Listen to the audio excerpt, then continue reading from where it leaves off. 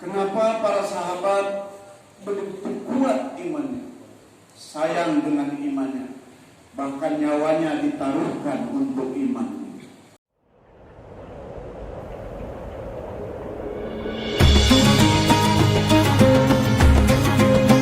Bismillahirrahmanirrahim. Assalamualaikum warahmatullahi wabarakatuh. Waalaikumsalam warahmatullahi wabarakatuh.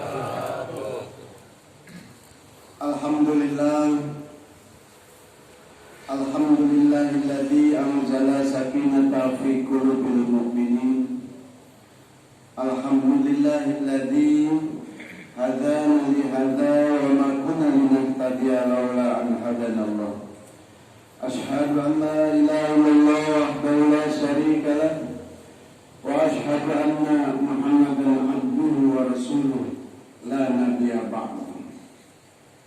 Allahumma shalli wa sallim ala sayyidina wa nabiyyina wa maulana Muhammad wa ala alihi wa ashabihi wa azwajihi wa dzurriyyatihi wa tabaraka wa salama tasliman katsiran katsira, amma ba'd.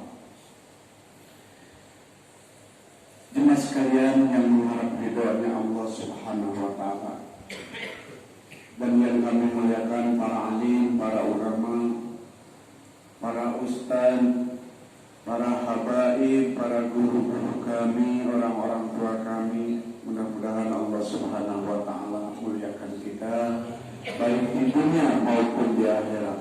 Amin ya rabbal alamin.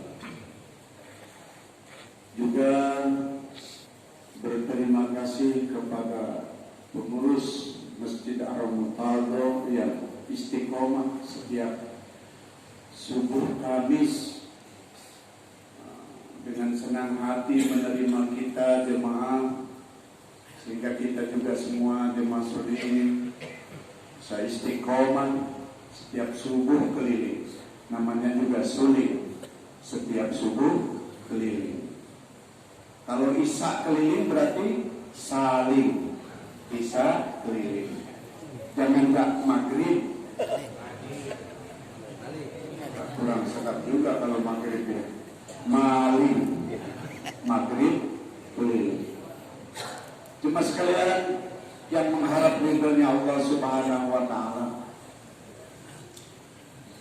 ternyata iman itu adalah menentukan keselamatan dunia dan akhirat. Maka iman harus dijaga, iman harus diusahakan, iman harus diperjuangkan, dan iman harus penuh dengan pengorbanan, sehingga kita ada rasa sayang dengan iman. Kenapa para sahabat begitu kuat imannya, sayang dengan imannya, bahkan nyawanya ditaruhkan untuk iman? Karena para sahabat ini mereka berjuang diri, waktu dan harta, bahkan nyawanya untuk perkara iman. Maka tidak mudah untuk mengingkari kepada Allah Subhanahu wa taala. Senang apapun perintah Allah, sebesar apapun, seberat apapun, dan beresiko apapun demi imannya kepada Allah, sahabat seperti itu. Nah, lalu kenapa kita seperti ini imannya? Baru sejuk saja masjid kosong, baru hujan saja masjid kosong, baru sedikit saja diuji, subhanallah, tahajud lepas. Apa yang terjadi dengan iman kita sehingga iman kita seperti ini? Kalau kita mau belajar jemaah sekalian, maka belajar kepada sahabat. Oh, ternyata iman sahabat di iman yang diperjuangkan, sedangkan iman kita adalah iman warisan. Seandainya ini mengandai-andai orang tua kita ini orang-orang kafir, kemungkinan kita juga, ya Allah, memang kita ini warisan, beda. Kalau kita punya mobil yang setiap hari kita nabung 1.000, 2.000 sehinggalah bertahun-tahun dapatlah kita beli mobil dengan kita punya mobil inventaris atau mobil hibrid. Kalau mobil hasil perjuangan jemaah sekalian itu disendiri orang jauh, jangan nanti lecet karena sayang, karena cinta. Tapi kalau mobil inventaris paham rusak pun pemerintah mah yang ngurus. Gitu enggak kira-kira? Kurang beda. Anak orang dengan anak kita kenapa beda?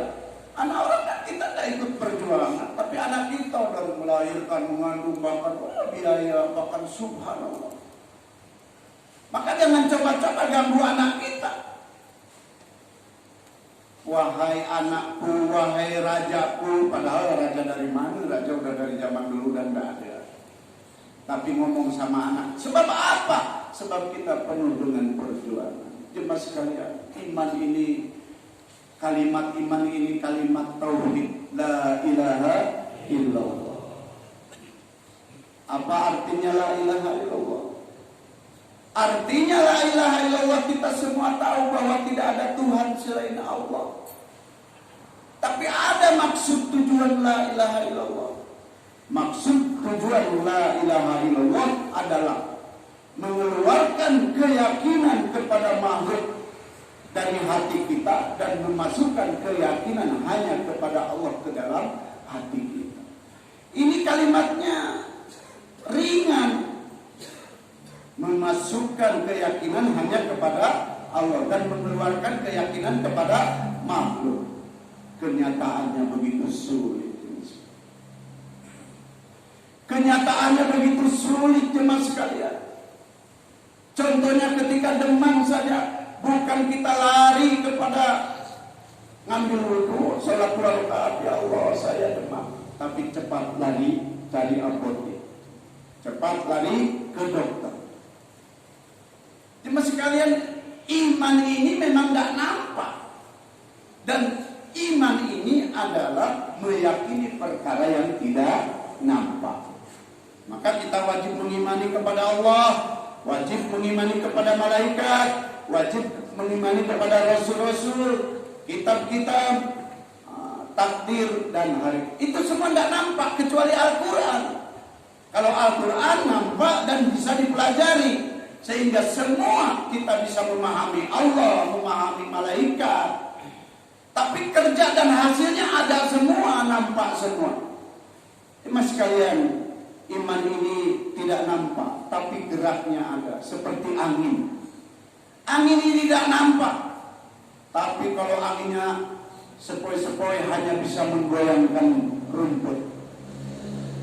Kalau anginnya agak kuat adalah pohon kelapa condong. Tapi kalau anginnya lebih kuat lagi, jemaah sekalian, pohon kelapa pun bisa terangkat. Begitu juga iman manusia. Kalau imannya dia lemah, ya Allah, salat 5 waktu dikurangi jadi 2 waktu saja. Ya, maghrib isya saja. Yang lemah sekali sewaktu saja maghrib.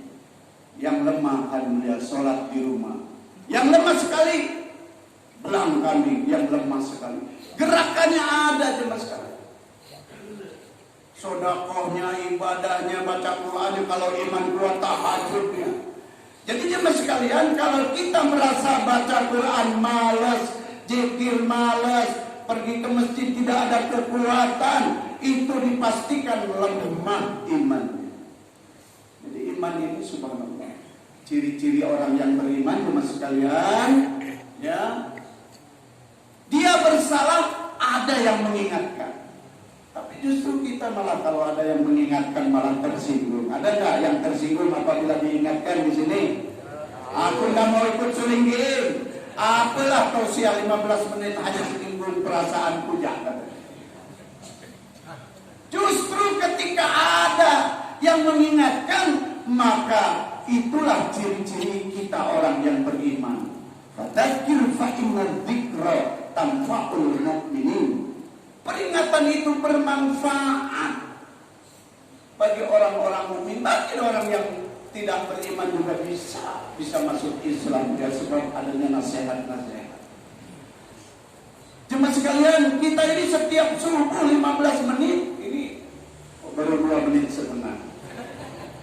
Kita selalu dinasihati, itu sudah menunjukkan bahwa kita ini adalah Muslim. Justru ciri-ciri orang yang tidak beriman, manakala dia bersalah dibiarkan orang. Bagus tuh, terserah dia. Malang melintang pun terserah dia. Tak didulikan, tak ada orang yang mau nasihat. Kira-kira kita pernah melihat orang bersalah, malas kita mau mengingatkan. Ada enggak gitu? Itu jemaah sekalian. Ketika kita dengar nasihat, peringatan-peringatan, justru kita. Ciri-ciri orang yang beriman, dia hidup di dunia, tapi perasaannya udah mati. Ya Allah, saya bakal mati. Ya Allah, apa yang mau saya bawa? Ya Allah. Baca Quran masih malas, sholat masih malas, silaturahmi masih malas, dengarkan pengajian masih malas. Ya Allah, bukan ya Allah, saya mau mati. Mobil belum punya, bekerja kredit belum lunas, rumah masih ngontrak, istri baru. Mikirnya itu. Ini orang yang beriman nih, dia hidup di atas tanah, tapi pikirnya udah di bawah tanah. Apa itu di bawah tanah? Ini kalau Sayyidina Ali kalau lihat kuburan ini nangis. Bukan takut dikuburnya, bukan. Kubur ini adalah paling lama, ini Nabi Adam sampai sekarang belum dibangkitkan. Kubur ini lama sampai nunggu kiamat. Nah, kalau di kubur ini selamat lah. Kalau di kuburnya masalah, ini masalah. Maka sering kita berdoa, ya Allah, Allahumma ya Allah, hindarkan kami ya, dari azab kubur. Orang ciri-ciri orang yang beriman, dia masih di kolong langit, tapi pikirnya udah di atas langit. Ini ciri orang yang beriman. Pikir ya Allah, kebesaran Allah, kehebatan Allah. Maka jemaah sekalian, kata Rasulullah, aktiru, perbanyaklah min qauli la ilaha illallah, untuk mengucapkan la ilaha. Ini mengucapkan itu bisa berzikir, bisa merenung, dan bisa berdakwah. Namanya mengucapkan. Orang mengucapkan tak mungkin sendirian, harus ada artinya kita mengajak kepada. Kenapa semua nabi-nabi, kenapa semua rasul imannya kuat terus? Karena selalu mendakwahkan tentang iman. Singkat padat, mudah-mudahan manfaat, niat amal dan sampaikan. Mari kita tutup dengan doa kepada majlis. Subhanallah wa bihamdihi, subhanakallahumma wa bihamdika, asyhadu an la ilaha illa anta, astaghfiruka wa atubu ilaik. Wassalamualaikum warahmatullahi wabarakatuh.